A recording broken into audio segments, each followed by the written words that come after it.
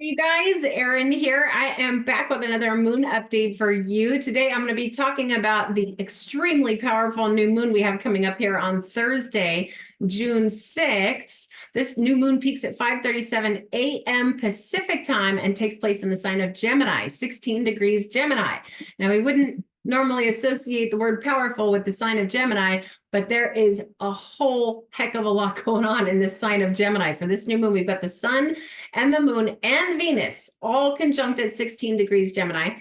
We've got Mercury, which is Gemini's ruler in the sign of Gemini, conjunct Jupiter, the great expander, who just moved into the sign of Gemini, and Jupiter will be there for the entire year, okay, all the way until May of next year. Now, as with any new moon, this is a time to manifest new beginnings or growth that are related to this sign of Gemini. But like I said, this is a really huge opportunity, especially with Jupiter just entering into the sign of Gemini.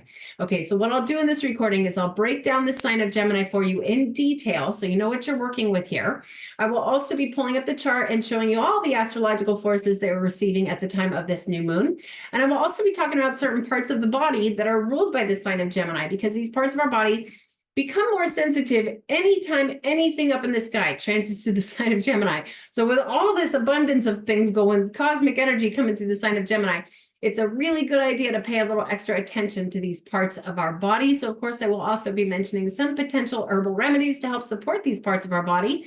And I will also be talking about gemstones that resonate well with the sign of Gemini. You can always find a full extensive list of stones that resonate well with the sign the moon is transiting through in the description below here on YouTube.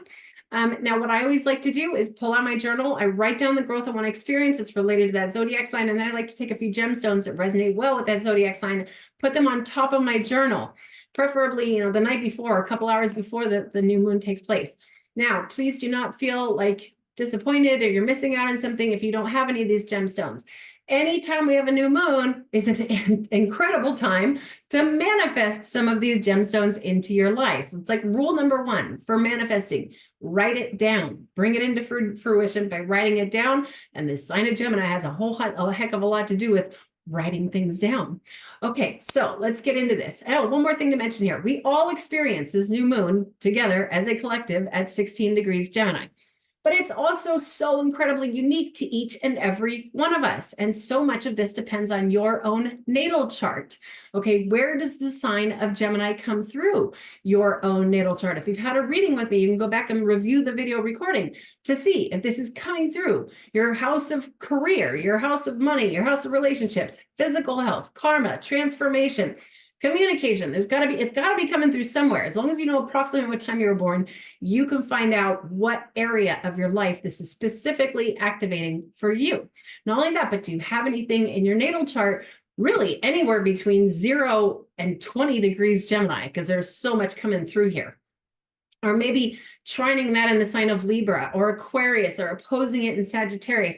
There's so much that can be said when we apply this stuff to our own natal chart. Now, of course, if that's too much for you, don't worry about it. Just focus on the sign of Gemini in and of itself. Okay, so let's get rolling with this. The sign of Gemini is what we call the mutable air sign. Now, when I say mutable, what I'm talking about is adaptability. Okay, it mutates. A good way to remember this is that all the mutable signs, okay, Gemini, Sagittarius, Virgo, and Pisces, they all come at the very end of a season. Okay, we're at the very end of spring. The energy is mutating. As soon as Gemini season is over, we move into the sign of Cancer, which is summertime. Okay, at least for most of us in the world. Okay, maybe not for Australia, but regardless, it's still for everywhere in the world. The energy of these mutable signs literally mutates to prepare us for a new season. Okay, so this is a very adaptable energy, especially in the element of air. Now, in astrology, air is very strongly associated with intellect. The sign of Gemini is very intellectual. It's like the forever student. The motto for the sign of Gemini is I think. Okay, now maybe this is something you want to grow into. You want to start thinking more. You want to use your mind. You want to be a student. This is a really good time to be manifesting that. In fact, okay, let's talk about Mercury for a minute. Mercury, again, rules the sign of Gemini. And Mercury, in case you haven't been watching my videos for any length of time, I love talking about Mercury because Mercury is so fascinating. Okay, in Greek mythology, Mercury is Hermes, which is the messenger of the gods. Okay, the sign of Gemini is really the messenger of the zodiac. I'll go deeper into this, but the messenger of the gods, Hermes. Then Hermes Trismegistus, which is the supposed author of the Emerald Tablet. Okay, then we've got Thoth, which is also Egyptian mythology associated with Mercury. Thoth is the supposed author of the Emerald Tablets, okay? And in fact, Mercury, well, the stone, the gemstone that really belongs to Mercury is emerald, okay? So the Emerald Tablets. And all those tablets are literally messages from the gods to humanity, okay? This is the messenger of the god. In Norse mythology, Mercury is Odin. Okay, Mercury, the day for Mercury is Wednesday. The word Wednesday actually comes from Odin. It's Odin's day. Okay, so really, really fascinating stuff. If you have ever studied any kind of, like the 7 Hermetic principles, any kind of Hermeticism, oh boy, I can't remember the name of this book right now. Maybe it'll come to me later. But regardless, if you're studying that sort of thing, that you're basically studying Mercury's energy. And this sign of Gemini, again, it's the sign of communication. It is the messenger. Okay, but it's also not just verbal communications, written communication, being a journalist, being an author. A lot of Gemini people are busy on social media, getting the message out there. A lot of them, what I love about this sign of Gemini is a lot of them don't even care because so many people are obsessed with how many hearts you're getting and how many likes you're getting, or, how many, whatever is going on with your social media. True Gemini energy doesn't care. They're just putting the message out there all over the place, left and right. These tend to be very, very sociable people. They tend to actually be quite popular, the sign of Gemini.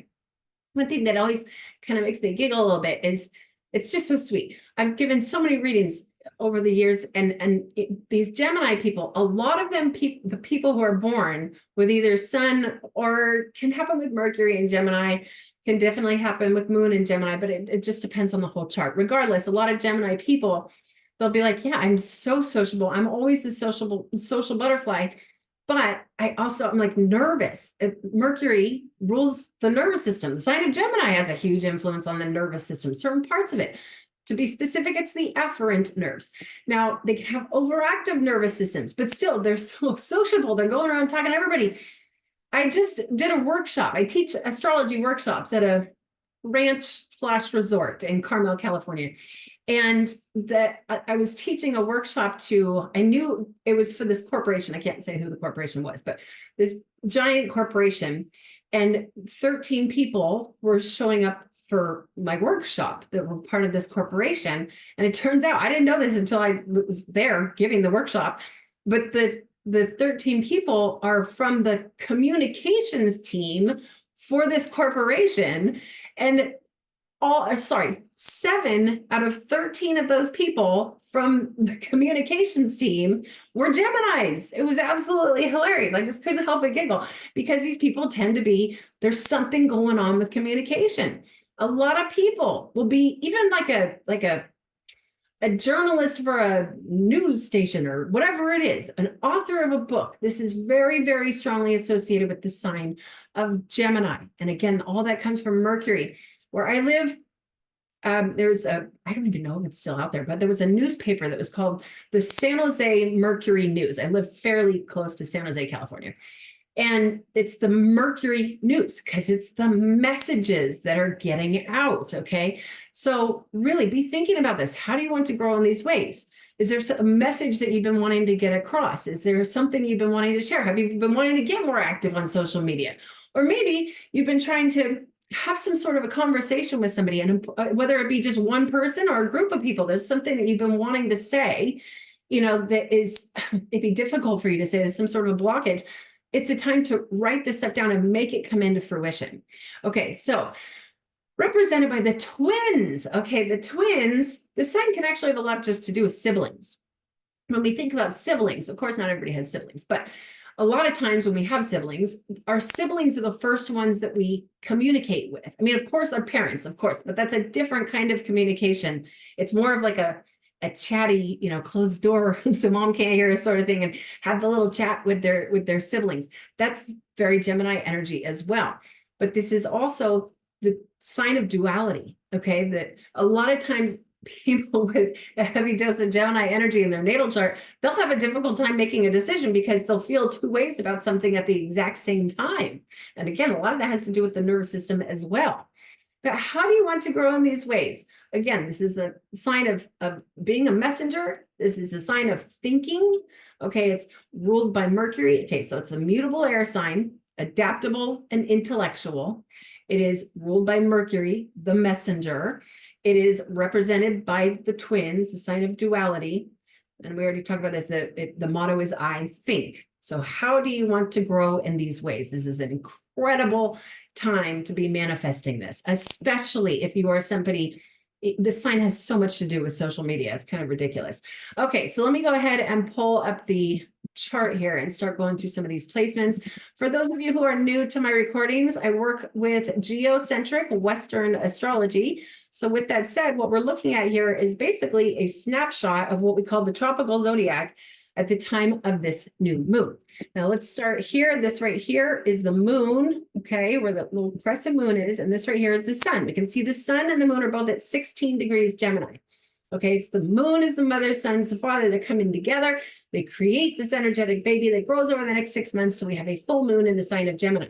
But if you notice, right off the bat, this right here is Venus. Venus is also at 16 degrees Gemini. Now, part of the reason I really like this is because, again, the sign of Gemini has a lot to do with, has a huge influence on the nervous system. This is it's a nervous sign.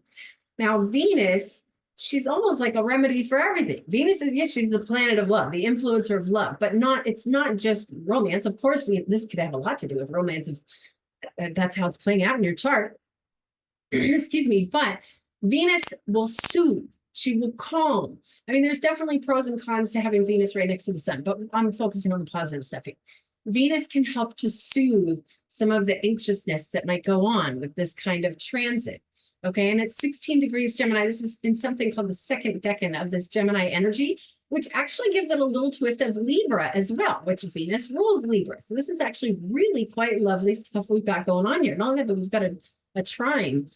This blue line, these blue lines, they're going from here to here. Those are called trines, and they're connecting to the south node in the sign of Libra. I'll talk a little bit more about that as we go through this.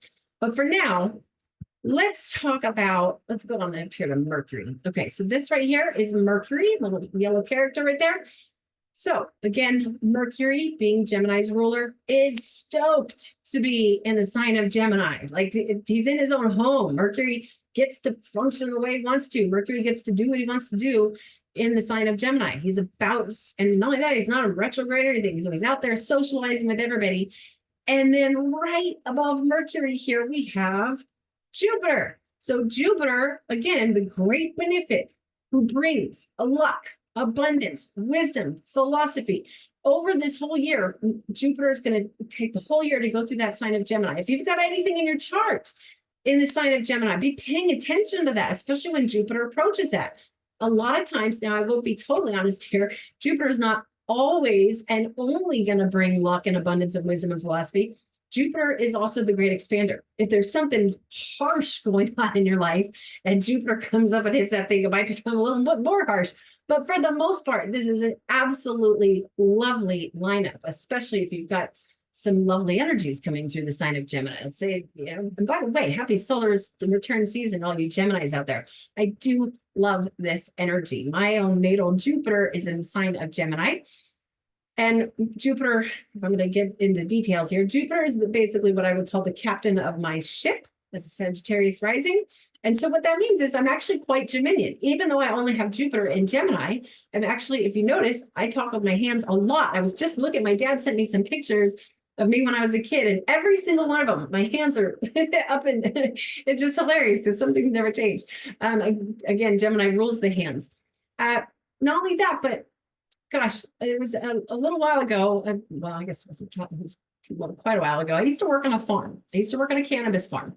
And we had a group of trimmers come through. Trimmers are the people that come through and they trim up the cannabis to make it so you can sell it. Okay. So it was the strangest thing. There was like the entire group. I think there was, I don't know, 10 of them or something that were all Geminis. I was the only one that was not a Gemini. And to watch these, they were all female and they were all so chatty with each other. They're all just talking. And it was actually adorable. But what's so interesting is that with my Jupiter in Gemini, I have this tendency to, with Geminis, we produce mutual luck together. Okay. And that year, when that happened, when I was working with all these Geminis, it was literally the luckiest year of my entire life. Okay. So that's exciting.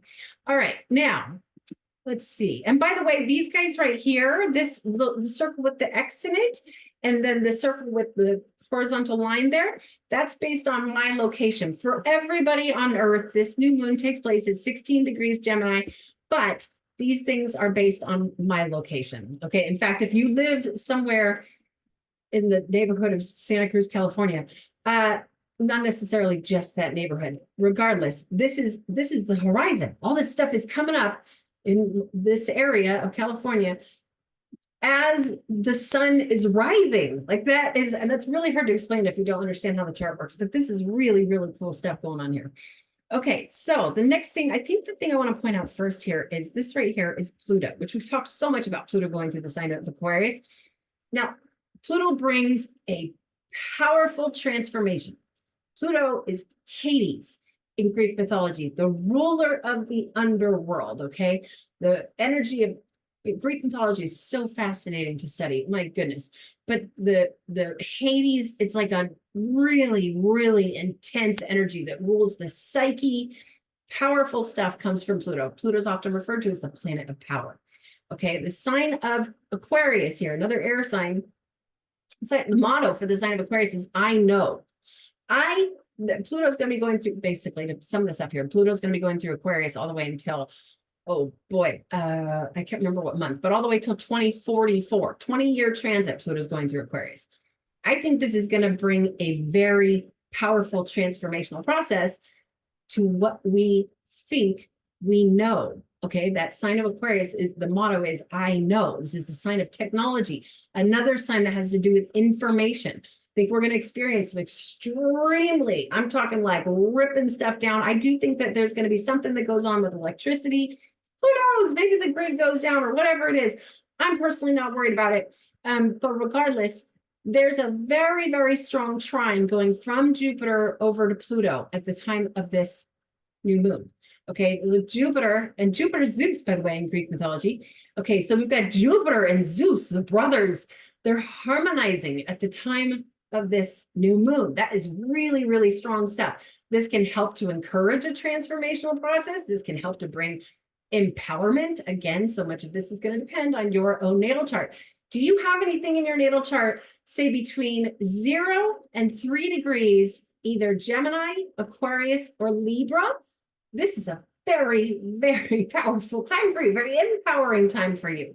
Whether you feel it right now or not, it's coming. It's something's going on if you've got something in those degrees of in your natal chart. Okay, now let's see. Let's go to Mars. Mars is finishing up in the sign of Aries. I'm kind of bummed about that. I like Mars and Aries. Not everybody does because, well, Mars rules Aries. Mars is the planet of war. Mars is the aggressor. Mars is dominant. Mars is fast and furious, okay? Mars rules our muscles and our adrenal glands. Mars is what makes us go do what we got to do. And that sign of Aries is that all those things that I use to describe Mars, you can use those exact same things to describe Aries because Mars rules Aries. He's in his own home for this transit as well. And there's not much of a communication going on between Mercury and Mars, so that's nice because sometimes Mars can frustrate Mercury. But regardless, Mars is revved up in this sign of Aries and ready to go. If you've got anything in your chart and you're 28 degrees Aries, time to go, man. Time to go. Unless if you got Mercury, say between 26 and 30 degrees Aries, then you might be feeling some frustrations going on. Okay, now Chiron, the wounded healer, still going through the sign of Aries, about another year and a half, I think, with Chiron going through Aries. Chiron, the wounded healer. Mars just went over Chiron, influencing this massive potential for healing ourselves. The sign of Aries is a sign of self. Get up, get motivated, heal what you got to heal. Okay, especially since the North Node. North Node is going through the sign of Aries all the way until January of 2025. Okay, now that North Node is the pump that brings in celestial energy. So we're receiving a ton of this Aries energy coming through. I mean, really all the way until January of next year. But regardless, especially while we still have Mars in there, there's just a lot of energies coming through, Aries energy coming through. Okay, now, gosh, there's so many aspects I could point out here, but I'm trying not to get carried away. Okay, so let's jump on up here to Saturn and briefly touch on Saturn, because Saturn is making a pretty strong square. It's an approaching square to Sun, Moon, and Venus. Okay, so Saturn, all Mr. Rigid, all Saturn is cold and restrictive, creates limitations, blockages, but Saturn is also rules our bones and the minerals in our body. Saturn is strength, okay? Saturn is Chronos in Greek mythology. But Saturn going to the sign of Pisces, as I mentioned so many times, this is like Pisces is spiritual energy. Saturn might be like, hey, it's time to take your spiritual practices very seriously. But it also, Pisces is a little bit of a weepy energy. Nothing against Pisces. I am a Pisces, but it can be, it's a very emotional and very sensitive energy. Okay, now that can, because Saturn is Mr. Rigid, that can definitely, especially if this is hitting something in your chart, kind of bring the sorrows of the world into the real, front of your consciousness, realizing sorrows in the world. But again, the plus, I like Saturn going through Pisces, but again, I'm always trying to focus on the positive things of these transits. It is a really good time to take your spiritual practices very seriously, especially since Neptune is going through Pisces. Saturn will be in Pisces all the way until the end of February of 2026. And Neptune will be going through Pisces, I believe it's till the end of 2025. So we've still got a little ways of Neptune going through Pisces. But Neptune rules Pisces. So I'm just realizing this. For this transit, we've got Mercury in his own home. We've got Mars in his own home. We've got Neptune in his own home. So that's nice. Things like to be in their own home. Again, they get to function how they want to. But this is very, very highly mystical, spiritual energy with Neptune going through Pisces, especially at 29 degrees. That's the anoretic degree. Ooh. Okay, look to see if you've got anything in your chart near 29 degrees Pisces, because if we do, Neptune's bringing in, might be experiencing all kinds of wild psychic downloads. But again, Saturn's there kind of bringing a little bit more logic or reason to it, like Mr. Sirius does. But okay, Saturn is making these pretty darn strong squares to, that's what these red lines are that are going from here to here. That is basically, well, Venus here, Venus and Saturn can actually get along. Like I said, Saturn is literally like old. If you study any, I so encourage, if you like astrology, study Greek mythology, because you will understand the connections, you will understand the archetypes. Saturn is Chronos, like he ate his own children. he was tyrannical and an old, stingy old man. But if we take Venus, who's lovely and beautiful, Aphrodite is Venus, okay, when she goes near Saturn or has a conversation with Saturn, she can kind of calm him down, be like, hey man, don't be so rigid. Okay, so that's a nice connection, but it can also force something to happen. This very well could be a transit. Again, it depends on your own natal chart, but this really could be a transit that involves something with a relationship, since Venus is so heavily involved here. But basically what's going to happen here is they're going to go, that square between Saturn and Venus and the moon will go exact. I mean, different times for all these guys, but they will go exact. And that's a really, really strong square. That a square is almost like a Mars energy. A square creates some internal tensions, but it forces things to happen. And we're talking about mutable signs here. We're talking about the sign of Pisces and the sign of Gemini, which are both adaptable. Okay, so it can force the change that you need, especially if this is hitting something in your own natal chart. Okay, so lastly, let's talk about Uranus here. Is still going through that sign of Taurus. That's about another year and a half, I believe. So Uranus is bringing these revolutionary and wild and visionary energies to the sign of Taurus. Okay, Taurus is the sign of money, finances, agriculture. One of the signs that has to do with agriculture. Okay, so Uranus is bringing these very abrupt changes to all of those things. Again, that's going on for another couple of years. I can't wait to talk about when Uranus moves into the sign of Gemini, because that, especially when there's a very strong trine going on between Pluto and Uranus, that's going to be pretty major. But let's just honor, well, Uranus doesn't like going to the sign of Taurus. This is very debilitated because Uranus is electrical and abrupt and wants something like a revolutionary change once and now. Like Uranus really does rule over things like protests and riots on the streets. And Taurus is the most calm, patient, slow, steady sign of the zodiac. Taurus does not appreciate being zapped with Uranus going through there. But again, it's just something that we got to experience. And it's just very interesting to understand these things and watch how it's playing out. Okay, now let's touch on the South Node here. So the South Node, as many of you are aware of at this point, this is the drain point. Okay, this is the point where it takes celestial energy away versus the North Node over here. That's what pumps celestial energy in. South Node drains it out. Okay, now, some of you might be looking at this grand trine going, wow, look at that grand trine. Well, and that's based on my location, because up here, this is the midheaven, and that's going to be different based on your location. This is a beautiful grand air trine if you live somewhere near me. But this is, so let's not pay attention to this guy. Okay, but these guys right here, those are all harmony. Those are all these trines, these 120-degree angles, approximately 120-degree angles, are mostly, I mean, again, they're kind of coming from stuff that is based on my location, which I probably should have just taken that off of the software. I'm sorry. Regardless, pay no mind to these two things right here. But these blue lines going from here to here are Venus, Sun, and Moon harmonizing with the drain point. Okay, they're both air signs, releasing something. Maybe there's something that's not working for you. I mean, generally that's more like a full moon transit is to let go of what's not serving you. But it can be something that's, I just thought of something. This is, again, the air signs, intellect, something that you have been thinking has been going on, something that you kind of made assumptions about and was not correct. It might be time to flush that out and let it go with this trine over to the South Node.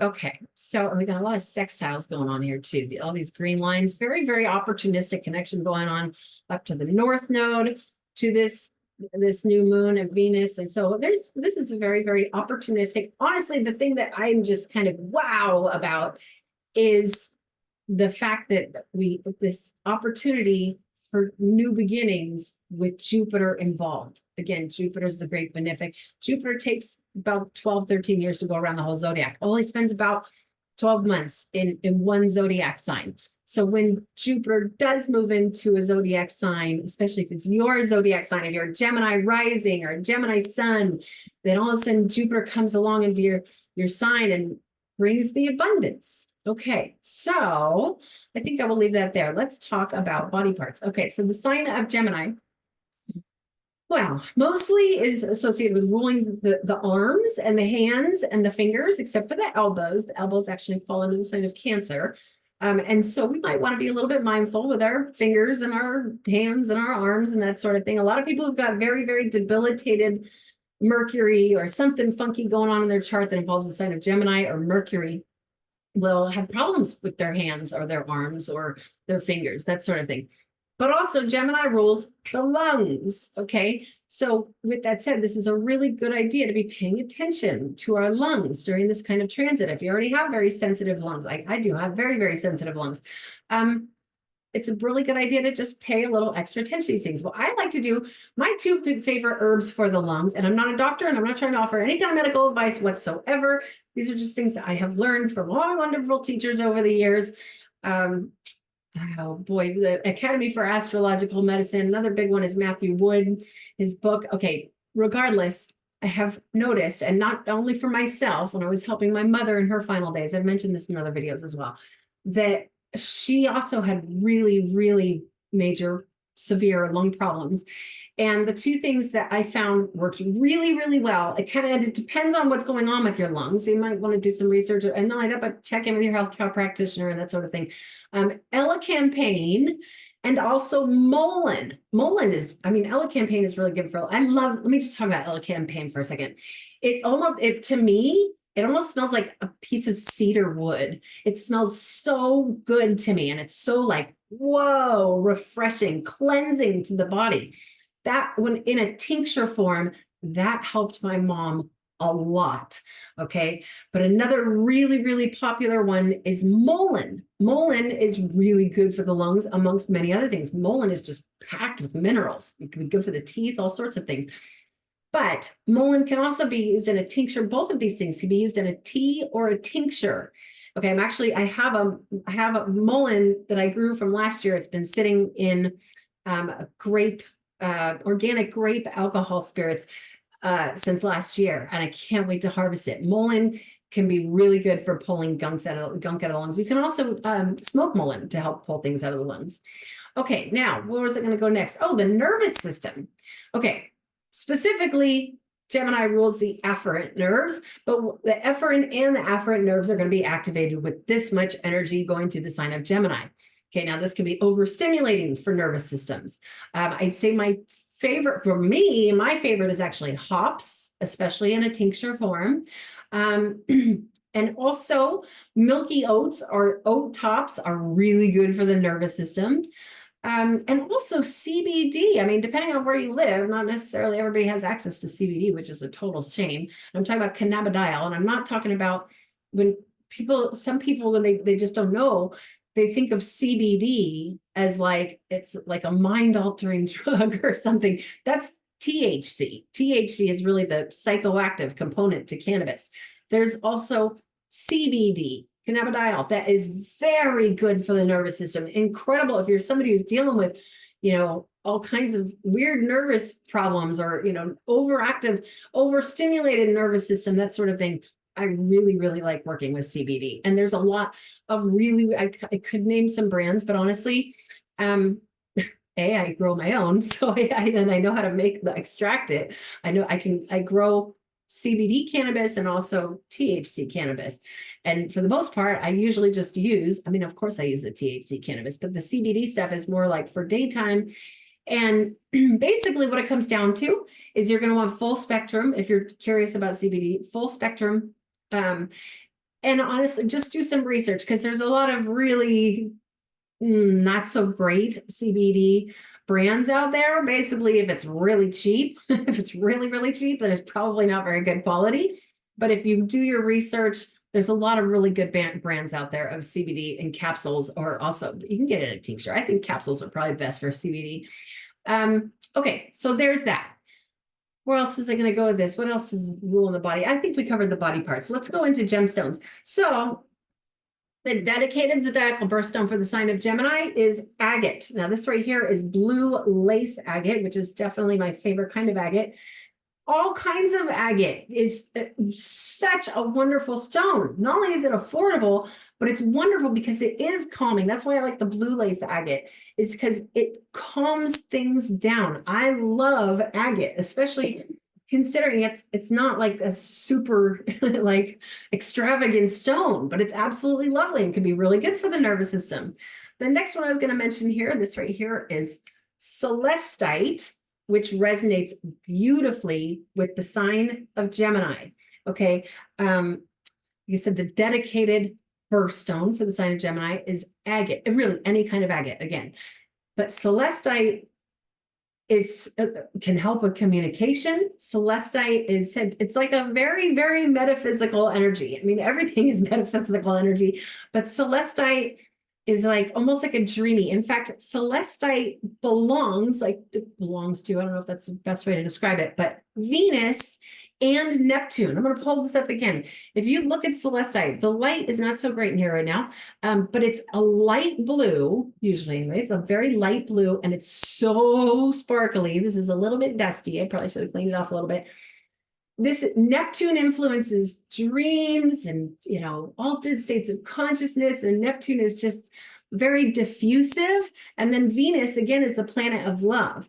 And that is the planets that this belongs to. That it just works really well for the sign of Gemini because it can calm everything down. It can calm the nervous system, but can also open up, say, pathways for metaphysical connections with, let's just say, the gods. Okay. Now, the last one I'm going to mention here, I mean, again, there's a whole bunch of stones you can look at in the description here, but this one I want to mention here, this right here is tanzanite. I've actually got a couple little pieces here.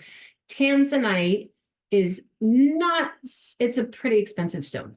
There's a lot of phony, it has to come from Tanzania if it's real tanzanite. And if it is real tanzanite, it's not the most expensive thing in the world, but it's incredibly beautiful. It's rare too. That's why it's a little bit expensive. But it's gorgeous. It's like this bluish, purplish, and it comes in slightly different colors, but it's usually like a blue purple tone. And tanzanite is said to help us tap into or receive downloads from the Akashic record.